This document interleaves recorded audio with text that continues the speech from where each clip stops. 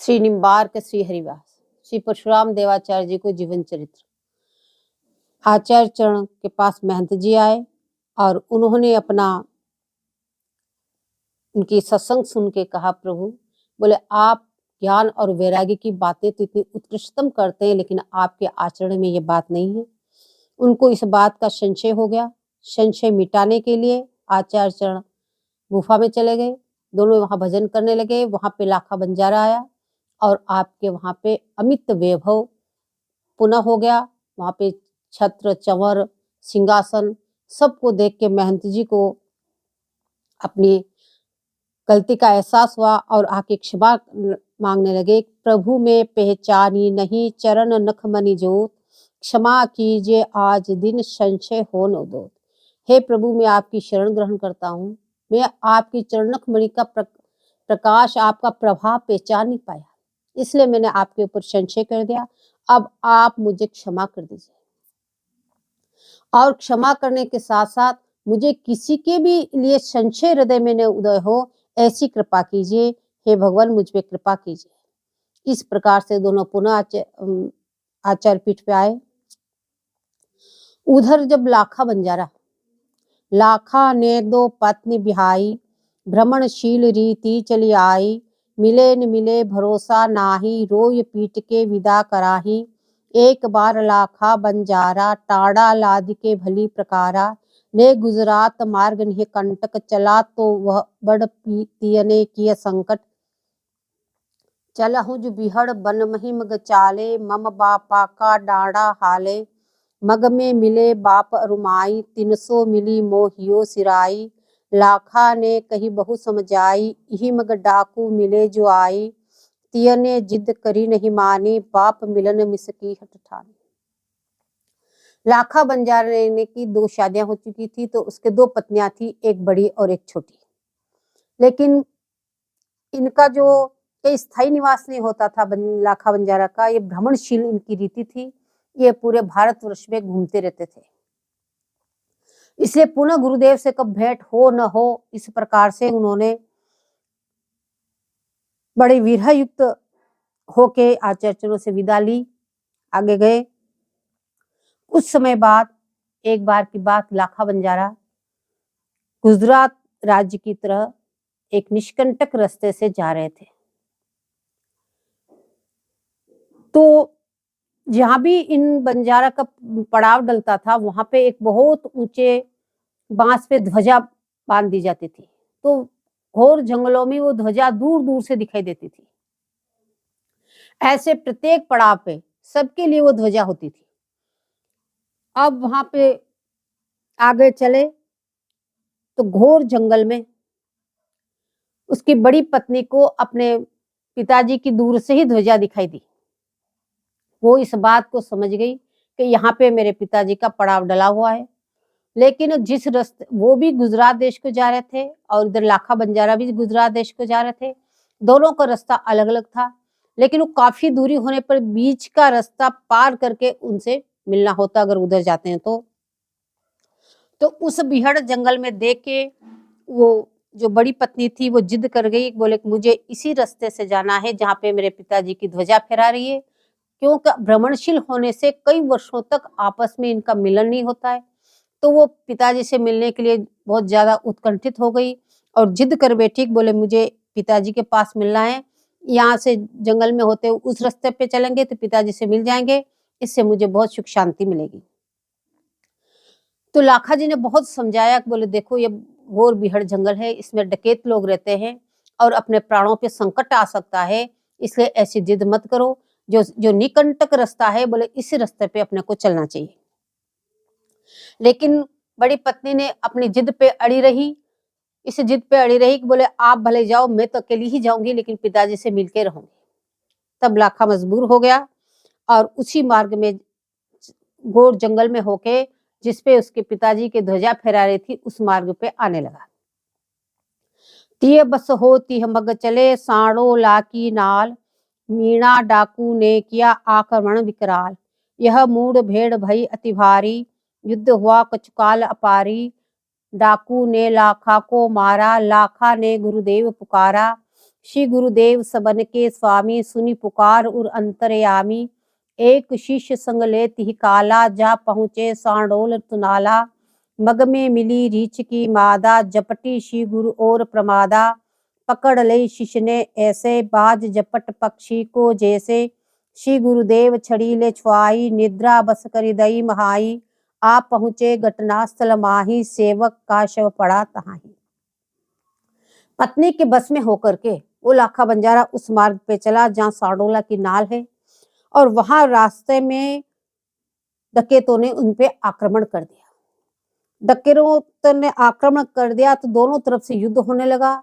यह बहुत भारी मुठभेड़ हो गई आपस में, और कुछ समय तक, कुछ दिनों तक इन दोनों का आपस में युद्ध चलता रहा। अब इस युद्ध के चलते चलते उसमें लाखा बंजारा मारा गया। मरते मरते लाखा बंजारा ने अपने गुरुदेव भगवान को पुकारा, परशुराम देवाचार्य जी को स्मरण किया, उनसे विनती की, हे गुरुदेव मैं आपकी शरण हूँ, रक्षा कीजिए। तो परशुराम देवाचार्य जी ने यह पुकार उसकी पुष्कर क्षेत्र में सुनी, जहाँ पे आचार्य पीठ सलेमाबाद है, वहां पे आप आ गए थे। वहां पे आपने उसकी पुकार सुनी, क्यों परशुराम देवाचार्य जी अब सबके ही अंतर्यामी हैं। तो उन्होंने वह पुकार सुन करके अपने एक शिष्य को साथ में लेकर के तुरंत सांडोला की सुनाल पे पहुंच गए। वहां रास्ते में जा रहे थे, घोर जंगल था, उस घोर जंगल में एक रीछ आपको मिला, और वह बड़ा भारी रीछ था। झपट के बोले आचार्य चरणों की तरफ वो आया। जो साथ में शिष्य थे उन्होंने रीछ को पकड़ लिया, तो आचार्य चरणों ने अपनी एक छड़ी हाथ में थी उसको स्पर्श कराया, जिससे वो रीछ वहां पे निद्रायित हो गया। फिर वहां से आगे बढ़े तो वहां घटनास्थल पर पहुंचे तो देखा वहां पे लाखा बंजारा का शव पड़ा हुआ है। तो आचार्य चरण दया से द्रवित हो गए, और अपनी दिव्य दृष्टि से, दिव्य दृष्टि के द्वार सो करणामृत की धार, सींचत ही जीवत भया लाखा सो अति प्यार। दे असीस अपथल पग धारे, लाखा चला निज मग ही समारे। राणों का धन लिया न डाकू, सुना कि जीवत है सोई लाखू। पुण्य आय सामोही ललकारा, गुरु बल ते लाखा ने मारा। दिव्य दृष्टि के द्वारा गुरुदेव ने अपने शिष्य को निहारा, करुणा से अमृत की धारा बही। जैसे आचार्य चरणों ने उसको एक टक लगा के उसको अपनी दृष्टि से करुणा बरसाई, तुरंत ही लाखा बंजारा जीवित हो गया। क्योंकि लाखा बंजारा अत्यंत ही संत सेवी था, और उसका नियम था जब तक किसी भी एक संत को प्रसाद न पवा दूं, जब तक वो प्रसाद नहीं पाता था। इतना अत्यंत संतों से लाड़ प्यार करता था, और भजनानंदी होने के कारण आचार्य चरणों को उससे भी अति का प्यार था। इस कारण आचार्य चरणों ने उसको जाके वहां पे जीवन दान दिया, और फिर बहुत सारे उसको आशीष दिए। आशीष देके आप पुनः अपने आचार्य पीठ पे आए विराजे, और लाखा पूर्ण स्वस्थ होके अपने सब परिजनों को समेट के, सामान समेट के पुनः उसी रास्ते पे आगे चलने लगा। अब वहां पे उन डकैतों ने देखा कि तो पुनः जीवित हो चुका है, तो डकैतों ने पुनः सामने आके ललकारा, क्योंकि लाखा बंजारा मर चुका था, तो वो संपत्ति उन स्त्रियों की हो गई थी, तो स्त्रियों का धन वो लेना नहीं चाहता था, इसलिए वो त्याग करके डकैत चले गए थे। और फिर लाखा बंजारा ने से पुनः उनका युद्ध शुरू हो गया। पुनः युद्ध शुरू हुआ तो गुरु बल से, गुरु महाराज से इतना आशीष, आचार्य की कृपा के बल से उन्होंने डकैतों को मार गिराया और अपने प्रशस्त मार्ग पे आगे चला। बोले प्रांत उदयपुर ही मेवाड़ा, गौरी नृत्य भिलनकर काढ़ा। बोले उदयपुर मेवाड़ क्षेत्र में आज भी ये लीला गौरी नृत्य के रूप में जो भील लोग हैं वो इसका पूरा स्वांग करके पूरी लीला दिखाते हैं। एक परशुराम देवाचार्य जी बनेगा, एक साथ में उनका शिष्य बनेगा, और एक बंजारा बनेगा, उसकी 2 पत्नियां बनेगी, और ऐसे ही वो लड़ाई करेंगे आपस में। बोले उधर उस रास्ते से चलेंगे, फिर वो जाएंगे, फिर ऐसे उनके भीलों में इनकी लड़ाई होगी, फिर ये मारा जाएगा, मर जाएगा, फिर गुरुदेव को पुकारेगा, फिर गुरुदेव आएंगे, फिर वो रीछनी भी आती है, वहाँ पे रीछनी भी आएगी और उसको मूर्छित करेंगे और जाके लाखों को जिवाएंगे। जैसा लिखा ऐसा हूबहू वो नृत्य करके दिखाते हैं, उसमें पूरा करते, इतने सारे लोग लीला की तरह वो करते हैं अपनी वेशभूषा में। बोले ऐसे परशुराम देवाचार्य जी जो निज जनों के रखवाले, सम्यक प्रकार से रक्षा करने वाले, बोले ऐसे परशुराम देवाचार्य जी, बोले हे भाई कह रहे गुरुदेव भगवान, बोले इनके चरण कमलों का निरंतर भजन करो, निरंतर इनके चरण कमलों में अपने सिर झुका के रखो और निरंतर इनकी सेवा पूजा करते हुए बोले निरंतर राधा कृष्ण का नाम का जाप करो। बोले इन आचार्य चरणों का स्मरण करने मात्र से, सुमिरन करने मात्र से बोले आपके सारे कष्ट दूर हो जाएंगे, समस्त प्रकार के दुख मिट जाएंगे। यदि श्रद्धान्वित होकर यदि आप आचार्य चरणों का नाम भी जपते हैं तो आपके सारे कष्ट समाप्त हो जाएंगे। इस प्रकार से बोले अपने गुरु चरण कमल को हृदय में धारण करो। श्री गुरु प्रबल प्रताप का वर्णन की विधि होय, कुंज बिहारी शरण में रहोज संतत सोए। बोले ऐसे आचार्य चरण, ऐसे गुरुदेव भगवान का वर्णन बोले किस प्रकार से हो सकता है? कोई विधि नहीं जो उनका संपूर्ण रूप से गुणानुवाद कर सके, पर उससे तो सर्वश्रेष्ठ यही है कि उनके चरण कमलों में निरंतर विश्राम ले लो, उनके चरण कमलों छोड़ के कहीं मत जाओ। एक दिना दिल्ली दरबारा, परशुराम प्रताप प्रचारा, शेर शाह सूरी मन आई, दर्श करण हित चलियो पलाई। परशुराम पूरी सोई आवा, दिव्य दुशाला भेंट चढ़ावा। 16 अग्नि में धरि दीना, बादशाह मन भया मलीना। समुझ गए आचार्य राई, ताकि शंका तुरंत मिटाई। झरत भई अग्नि ते काड़े, तेसई अमित शाल ले जाड़े। को तुम्हार शाल ही पहचानो, शर्म सिंधु में शाह समानो। तब बोलियो प्रभु मोहि वर दीजे, मेरे पुत्र होई अस कीजे। उस समय दिल्ली दरबार में शेरशाह सूरी नाम के बादशाह रहते थे। उन्होंने परशुराम देवाचार्य जी का इतना प्रताप सुना, इतने महाप्रतापी बोले इस तरह से एक महापुरुष रहते हैं। उनकी बड़ाई सुन करके वो भी दर्शन करने के लिए दिल्ली से चल के बोले पीठ पे पहुंचा, परशुरामपुरी पहुंचा। परशुरामपुरी में आया तो वो बहुत बेशकीमती एक दुशाला लेके आया और लाके वो परशुराम देवाचार्य जी के चरण कमलों में भेंट कर दिया। उस समय आचार्य चरण, सर्दी का मौसम था, कुछ अग्नि जला के सामने विराजमान थे जिससे वातावरण गर्म रहे। इस प्रयोजन से उन्होंने उसको उठाया और उसी अग्नि में उसको डाल दिया। जो चित्र छवि है परशुराम देवाचार्य जी के सामने जो वो अग्नि जलती, वो कोई केवल वो वातावरण को गर्म रखने के लिए था। वो धुनी वुनी नहीं रमाते थे, धुनी नहीं तपते थे, कोई यज्ञ नहीं था जो यज्ञ करते थे। वो केवल सर्दी का मौसम होने से वहां पे वो आग जला के विराजमान थे ताकि वातावरण आसपास का गर्म रहे। क्योंकि निम्बार संप्रदाय में रीति रिवाज है ही नहीं, तो उन्होंने उस दुशाला को उठा के उसमें डाल दिया। वो जल गया बादशाह के देखते देखते। अब बादशाह का मन मलिन हो गया।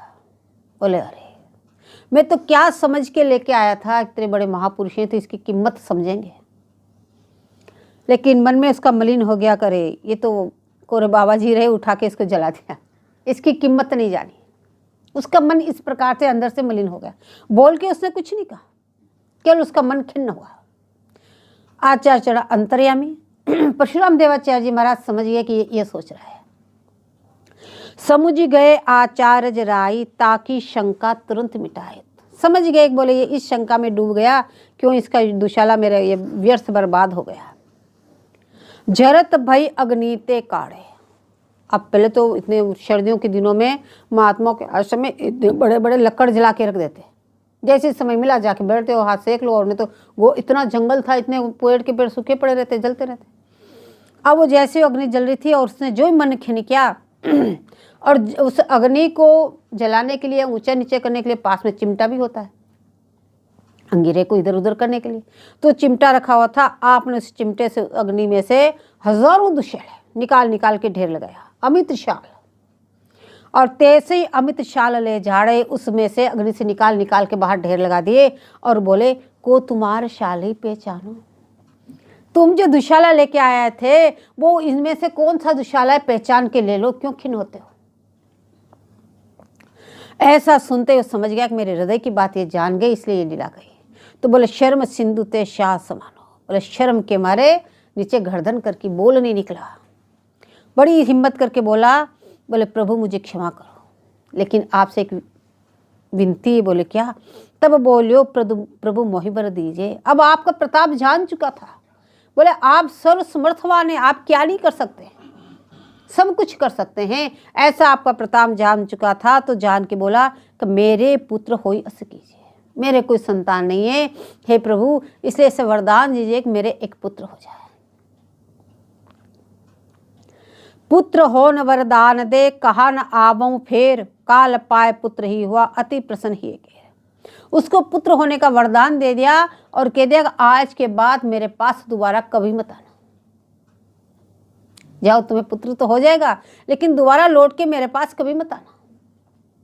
कुछ समय निकला और उसके पुत्र हुआ, अति प्रसन्न हुआ। सलीम शाह पुत्र धरी नामा, आचारज ढिंग करी प्रणामा। पुत्र नाम से नाम धराया, सलीमाबाद कहत सुख पाया। परशुराम पूरी जो सुहाई, ताम पत्र में भेंट चढ़ाई। जिनने परशुराम गुण गाया, ताके ही प्रकाश दर्शाया। श्री परशुराम देव आचारज, अमित चरित करी सारे कारज। कहाँ लो कहो प्रताप पुनीता, कोमल चित्त कहा नवनीता। अल्प बुद्धि कवि कहा बखाने, सिंधु सीप में नाहि समाने। करिए कृपा दास पर ऐसी, तत्वेता पर कीनी जैसी। कुंज बिहारी शरण कहायो, हिय में प्रेम तनक नहीं आयो। यह प्रभु है तुम्हारी बदनामी, परशुराम द्वारे को नामी। उसके पुत्र का नाम उसने सलीम शाह रखा। कुछ समय बीता, वो अपने पुत्र को लेके पुनः आचार्य चरणों के पास में लाके प्रणाम कराया। बोले हे गुरुदेव, आचार्य चरण, ये आपकी कृपा से पुत्र रत्न प्राप्त हुआ है। और फिर उसने परशुरामपुरी को ताम्र पत्र में लिख करके उनको भेंट चढ़ा दी हमेशा के लिए। बोले ये सारी जितनी भी संपत्ति है सब आपके आचार्य चरणों में रहेगी। बोले जिन्होंने परशुरामपुरी सुहाई, ताम्र पत्र में भेंट चढ़ाई। और उसने फिर अपने पुत्र के नाम से उसका नाम सलीमाबाद कर दिया, कि पुत्र का नाम रखा था उसने सलीम शाह, तो इसलिए उसका नाम सलीमाबाद कर दिया। बोले इस प्रकार से जिन्होंने भी परशुराम देवाचार्य जी के गुणगान गाए, बोले उनके हृदय में निश्चित रूप से प्रकाश प्रकट हुआ है। इस भक्ति रस का प्रकाश निश्चित रूप से प्रकट हुआ है। बोले इस प्रकार से परशुराम देवाचार्य जी ने अमित चरित्र के, उनको कहाँ तक कोई वर्णन कर सकता है, ये एक दो चरित्र ही नहीं, 10-20 ही नहीं, बोले अमित चरित्र आपने किए पूरे अपने जीवन काल में। और सभी कष्टों में जो प्रजा थी उन सबका कष्ट निवारण किया, सबकी मनोकामना की आपने पूर्ति की और सबको भजन रीति रस सिखाया। बोले कहाँ लो कहो प्रताप पुनीता, ऐसा आपका प्रबल प्रताप, ऐसा उज्जवल आपका प्रताप, बोले उसको कहाँ तक वर्णन कर सकते हैं। कोमल चित्त कहा नवनीता, अल्प बुद्धि कवि कहा बखाने। सिंधु स्वीप में ना ही समाने। गुरुदेव भगवान कह रहे हैं, बोले कवि लिख रहे हैं, लिखने वाले गुरुदेव भगवान, बोले अल्प बुद्धि कवि कहा बखाने। बोले हमारी तो अल्प बुद्धि है, हम परशुराम देवाचार्य का जीवन चरित्र कहाँ तक बखान कर सकते हैं। जैसे ये हमारा इतना सा प्रयास है जैसे कोई समुद्र को सीप में समाना चाहे, सारे समुद्र का जल जैसे सीप में नहीं समा सकता, ऐसे बोले परशुराम देवाचार्य जी के गुणगान भी कोई नहीं कर सकता। अब तो आपके चरणों में विनती है कि करिए कृपा दास पर ऐसी। बोले हे परशुराम देवाचार्य जी महाराज, आप तो हम पे ऐसी कृपा करो कि तत्ववेता पर कीनी जैसी। जैसे तत्ववेता देवाचार्य जी पे कृपा की नहीं आपने, बोले ऐसी कृपा आप हम पे कर दो। बता से गोल दिए, कुंज बिहारी शरण कहायो, हिय में प्रेम तनक नहीं आयो। आचार्य चरणों से विनती कर रहे हैं, बोले मेरा नाम कुंज बिहारी शरण, मैं उनकी शरण हूँ, नाम मैंने ये धराया, लेकिन अब तक मेरे हृदय में तनिक भी प्रेम नहीं उदय हुआ। तो यह प्रभु है तुम्हारी बदनामी, मैं तो आपकी शरण में हूँ। अगर मेरे हृदय में प्रेम उदय नहीं हुआ तो ये आपकी बदनामी है। परशुराम द्वारे को नामी, क्यों कि मैं परशुराम द्वारे का हूँ, उनके नाम का हूँ, इसलिए अगर मेरे हृदय में प्रेम उदय नहीं हो रहा है तो इसमें मेरा कुछ नहीं है, आपकी बदनामी। इससे ऐसी कृपा करो बस युगल किशोर जी के चरण कमलों में मेरी रति उदय हो जाए। परशुराम सागर क्या प्रगट जु परम अगाध, पढ़त सुनत ही हो थे जड़मत ही सदसाधु। बोले परशुराम देवाचार्य जी ने परशुराम सागर को प्रकट किया। आपके जो वाणी ग्रंथ है बोले परशुराम सागर है, और इतना बड़ा और इतना विस्तृत और इतना अगाध है। बोले उसको पढ़ने से सुनने से बोले मूर्ख से मूर्ख भी सदसाधु बन जाते हैं। जिसको भक्ति, मूर्ख का मतलब जिसको भक्ति भावना का लेश मात्र नहीं है, वो भी एक बार उसको कुछ सुन ले या पढ़ ले तो उसमें भी भक्ति महारानी प्रकट हो जाती है। 22 सत शाखी मुखभाषी, शस्त्रावधि पद रचना राखी। बोले 2200 तो उसमें साखी है, हजारों पद है, 56 छंद अमित प्रकाश है, उसके अलावा और भी अनेक अनेक आपने 56 और छंदों की रचना की परशुराम सागर में। बोले परशुराम सागर में ही आस है, बोले सारे परशुराम सागर में वर्णित हैं। भक्ति ज्ञान वैराग्य प्रकाशा, उसमें भक्ति का उपदेश दिया, ज्ञान वैराग्य का उपदेश दिया, रसमय भक्ति का आपने उपदेश दिया, और श्री गुरु चरण कमल की आशा। गुरुदेव भगवान की महिमा का आपने भूरो भूरो वर्णन किया। कलिहत प्राणी के हित कारण, हरि लीला उपदेश परायण। बोले कलयुगी प्राणी जो भक्ति में परायण हो जाए उनके लिए आपने सविस्तृत उपदेश प्रदान किया। परशुराम द्वारा मति श्री पुष्कर गौघाट, हे समाधि आध्यावधि पूजत है सब ठाट। बोले परशुराम द्वारे में पुष्कर क्षेत्र में गौघाट पे बोले आज भी आपकी समाधि है। आध्यावती पूर्वती आचार्य आज दिन तक उनकी पूजन करते हैं। परशुरामपुरी थलजू में चरण पादुका था, पूजत है विधि सो सदा पीठाधीश प्रदा। बोले परशुरामपुरी अब निवार्क तीर्थ हो गया, बोले वहाँ पे आपकी चरण पादुका को स्थापित कर रखा है। जो भी उस गद्दी पे विराजते हैं बोले वो ही स्वयं अपने हाथों से उनकी पूजन करते हैं। परशुराम प्रताप जस जिन जिन किया बखान, कतिपय उद्धृत करत हो पड़ी है संत सुजान। बोले परशुराम देवाचार्य जी का बहुत से महापुरुषों ने उनके यश को गाया। बोले कुछ अंश उन यश को यहाँ दिए जाते हैं, किन किन महापुरुषों ने उनके बारे में क्या क्या कहा। बोले सबसे पहले रूप रसिक देवाचार्य जी ने आपका यशगान किया। आचार्य हरिव्यास के शिष्य सपूत अनंत, तिनमें मुखिया परशुरा गादिवंत महंत। कंठमाल हरिव्यास की पुण्य सर्वेश्वर देव, सो राजत श्रीमत प्रभु परशुराम सिर से। शिष्य सकल हरिव्यास के और प्रशिष्य अनंत, परशुराम पद पादुका सबही आनी नमंत। बोले श्री हरिव्यास देवाचार्य जी के अनंत अनंत शिष्य थे, और सभी शिष्य एक से एक बढ़कर थे। सभी सपूत लिख रहे हैं, कोई साधारण शिष्य नहीं थे, एक से एक सर्वोत्कृष्टेन शिष्य थे। लेकिन उन सब शिष्यों में बोले मुखिया परशुराम देवाचार्य जी को बनाया और आपको गादी पे विराजमान किया श्री हरिव्यास देवाचार्य जी ने। बोले आप के कंठ में श्री हरिव्यास देवाचार्य जी के सदैव सर्वेश्वर प्रभु विराजमाते हैं। आपको सर्वेश्वर प्रभु की सेवा प्रदान की और परशुराम देवाचार्य जी ने उनको सिर मस्तक पे धारण किया। बोले शिष्य सकल हरिव्यास के और प्रशिष्य अनंत। हरिव्यास देवाचार्य जी के शिष्य और प्रशिष्य जो 12 द्वारे हुए ना अलग अलग, बोले वो प्रशिष्य बोले सभी अनंत हैं, लेकिन वो सभी परशुराम देवाचार्य जी की चरण पादुका का जाके पूजन करते हैं।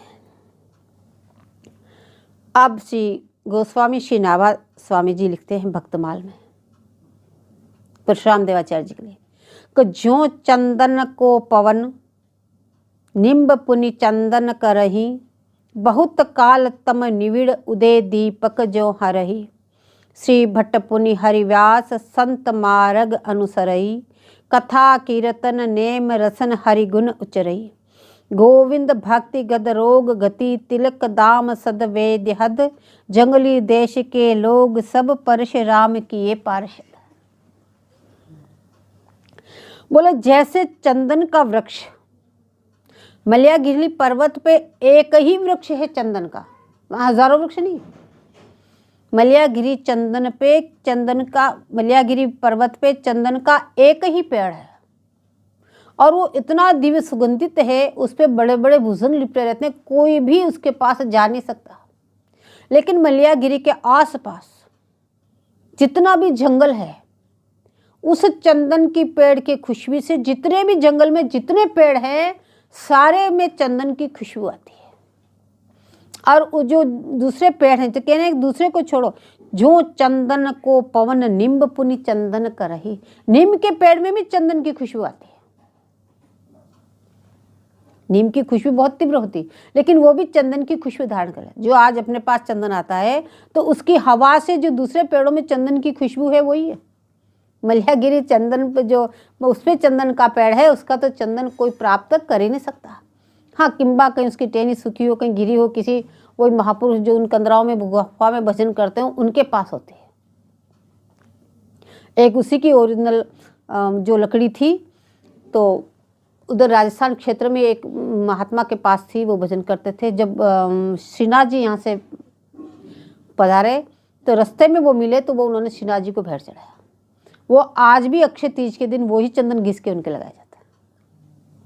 तो यहाँ कह रहे जो चंदन को पवन निम्ब पुनि चंदन करही, बोले जिस प्रकार से चंदन का पेड़ सभी वृक्षों को चंदन बना देता है, अपने समान कर देता है। बहुत काल तम निविड़ उदय दीपक जो हरहि, बहुत वर्षों तक कहीं पे घना अंधकार हो, वहां पे जाके कोई दीपक जला दे तो एक क्षण में अंधकार भग जाता है।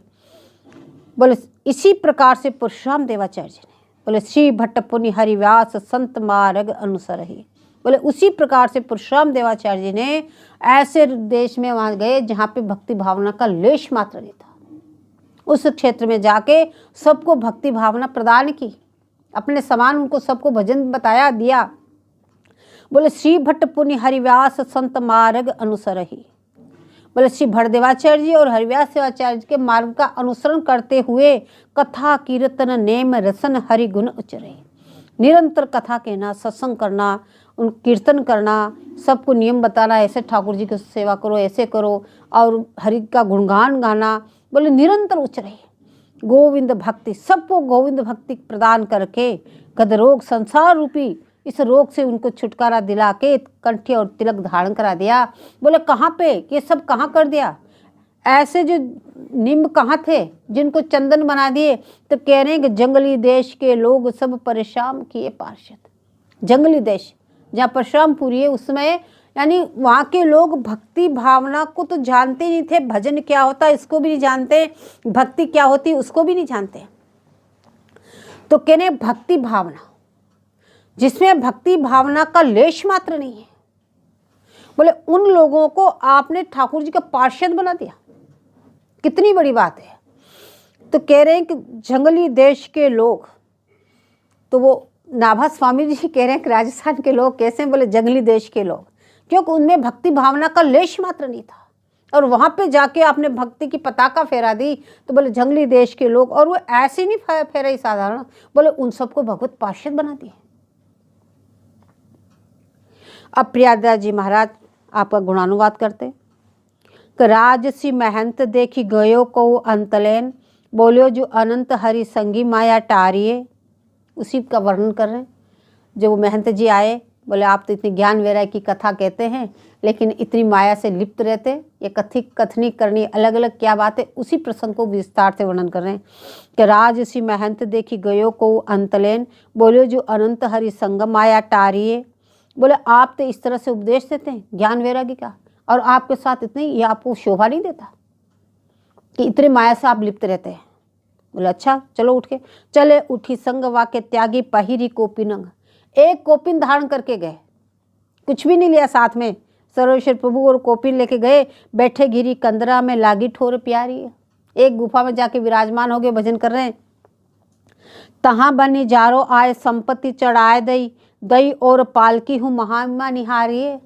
वहाँ पे बंजारा आया और अपने गुरुदेव को इस प्रकार दे के उसने सोने चांदी के सिंहासन, छत्र, चंवर वगैरह सब कुछ पालकी वालकी लाके और वहाँ पे 56 भोग की तैयारी होगी, सर्वेश्वर प्रभु की सेवा होने लगी।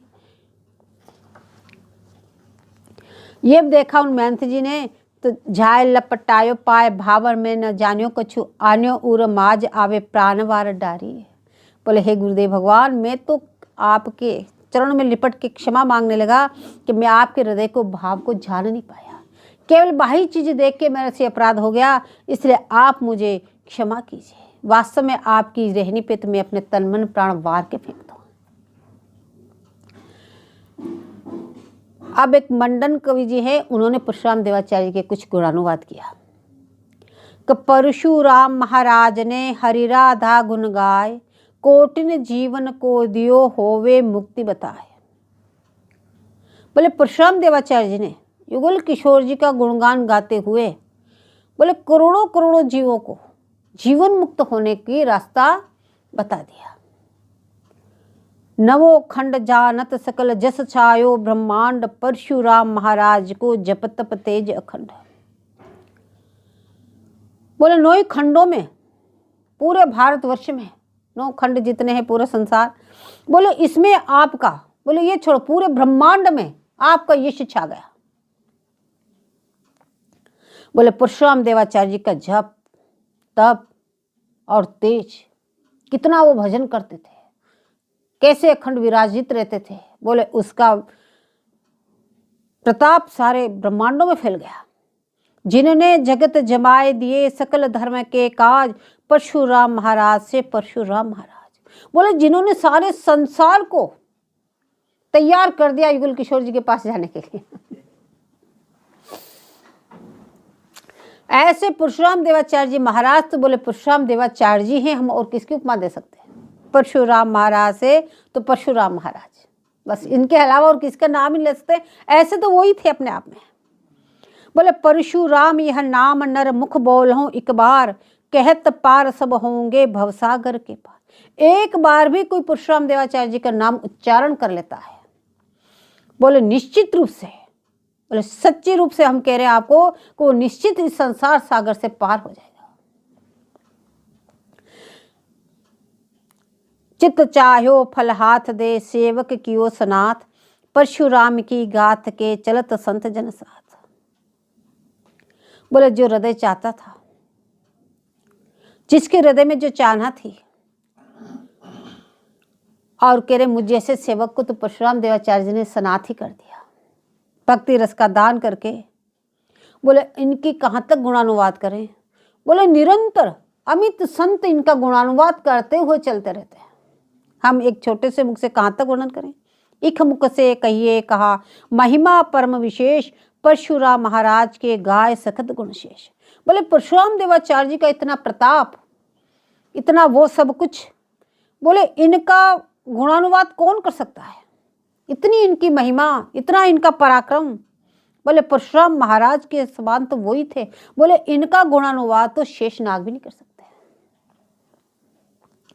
परशुराम महाराज दिए तज कोटिन की लच, जपे तपे जाय गिरी कंदरा जग जानत पर तच। उसी प्रसंग का वर्णन किया। बोले देखो इस तरह से लक्ष्मी का त्याग करके गिरी गंदरा में विराजमान हो गए, लेकिन लक्ष्मी आपके चरणों में जाके लिपट गई वापस जाके, और वहां पे भी इतना वैभव हो गया।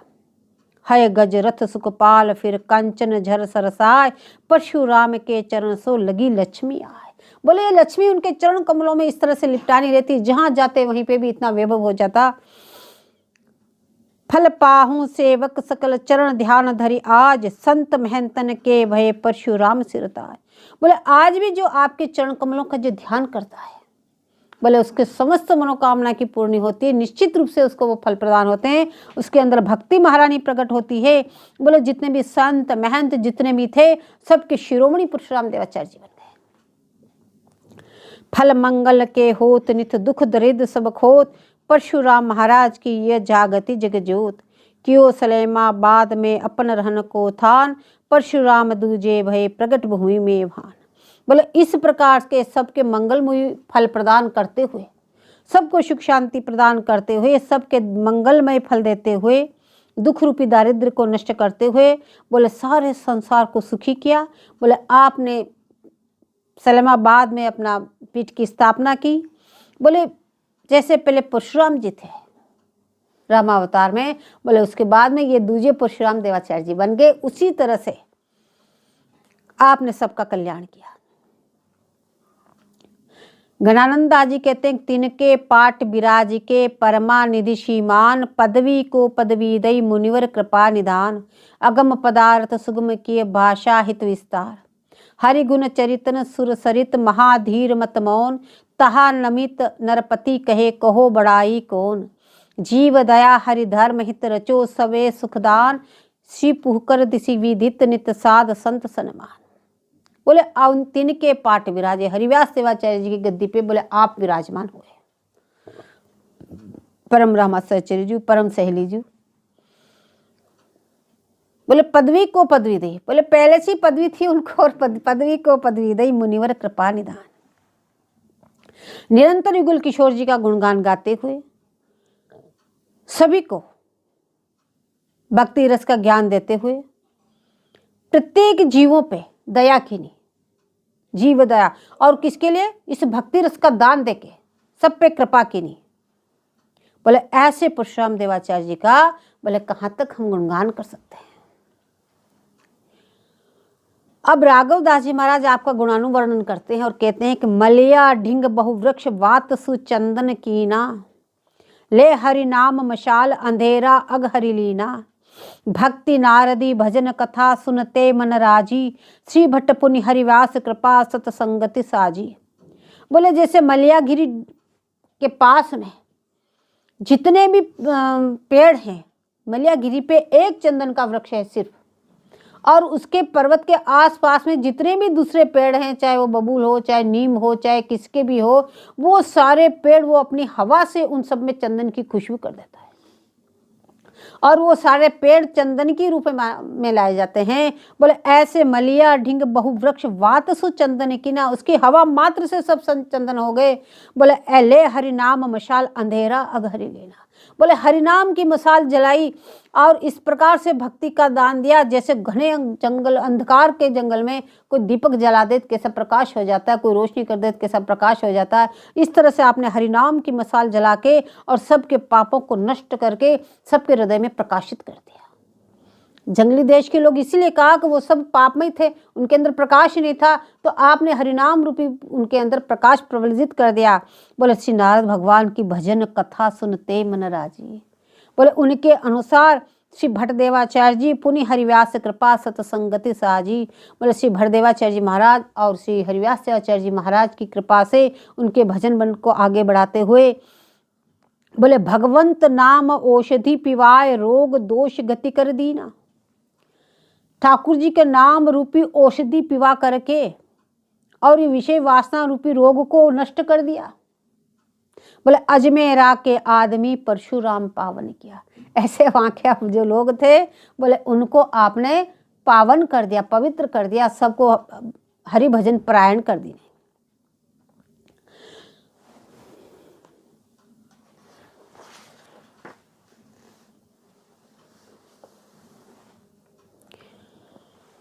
बोले इस प्रकार से परशुराम देवाचार्य जी के